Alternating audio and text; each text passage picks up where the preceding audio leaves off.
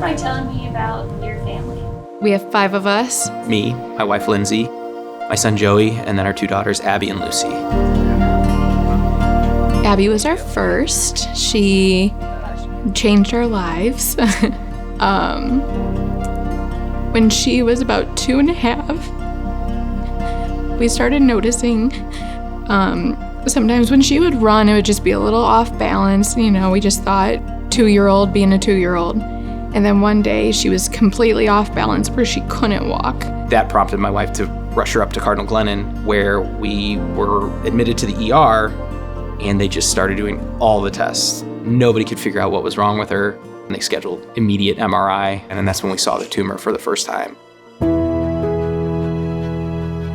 We were very fortunate that we had such a tremendous support system here with Cardinal Glennon, and they were just fantastic, which eventually led us here to the family room with Ronald McDonald House. And it's one of those things, like, you never think ever that you would need the services of Ronald McDonald House. Even volunteers coming and providing us snacks to kind of like brighten our day. Having the ability to kind of get up and move around and make sure that, you know, you're taking care of yourself is, I think, key to taking care of your family. The reason that we were created 50 years ago was because parents were sleeping on benches in the hospital. They were eating food that probably wasn't as nutritious that we provide here, and they were struggling with the ability to be with their kids while they're sick. The reason I'm here is because when I was 9, I was in an accident, and I was airlifted to Cardinal Glennon from Southern Illinois, where I lived. At the time, there wasn't a Ronald McDonald House in place here, and my mom and dad had to figure out how to be there for me. And it was really tough on our family. And having that experience in our family's life, I wanted to be here, and glad to be here every day. The mission of Ronald McDonald House is to provide a home away from home for families while they're in St. Louis. We serve not only families that come out of St. Louis, but also our St. Louis families as well. We serve 540 families. We have almost 57,000 visitors to our family room. So those were new highs for us. We're blessed that we live so close that we could go home, but everyone offered up that there was a Ronald McDonald room that we could go and just take a breather. We can come and do laundry. We can come and grab a snack.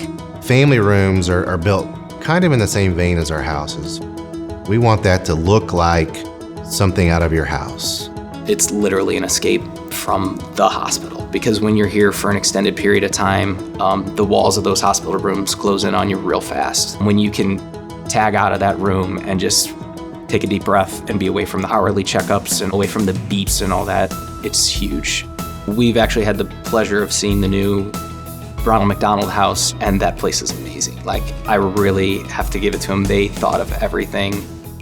A sick kid is a sick family. So we're here to serve the whole family. And so we want to meet them where their needs are. It provides meals, snacks. There's a place where they can get their hair done and relax and connect with other people who might be going through similar things. We've also tried to do some ancillary services for homework, business. So we have a workstation center. We have a physical fitness center. The Blues Room, which has video games that the kids can play.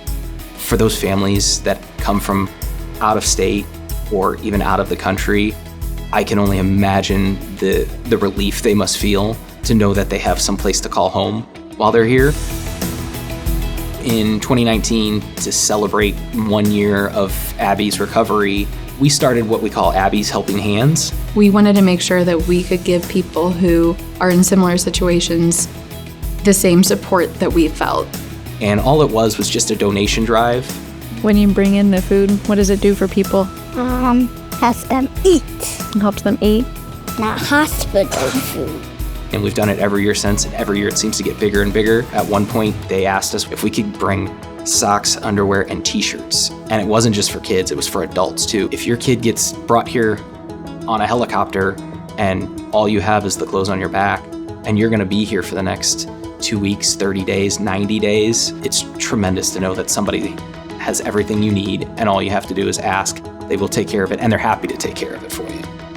Every day I walk in here, I've got a smile on my face, because I know that what we do with our volunteers, our donor, our board, our staff is making a tremendous difference for these families. It's making a tremendous difference for the kids that are sick. We know from research that when the family's involved in their journey, their health outcomes are much, much better. I think it's one of the best things that I've ever been a part of, and I love this job, and I'm glad to be here every day.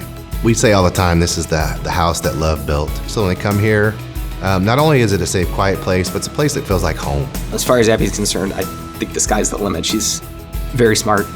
We always make sure she knows about the support system that we have, and we never want her to take that for granted. So for us to do something to give back, that's just an easy answer for us, and hopefully she learns that's the right thing to do.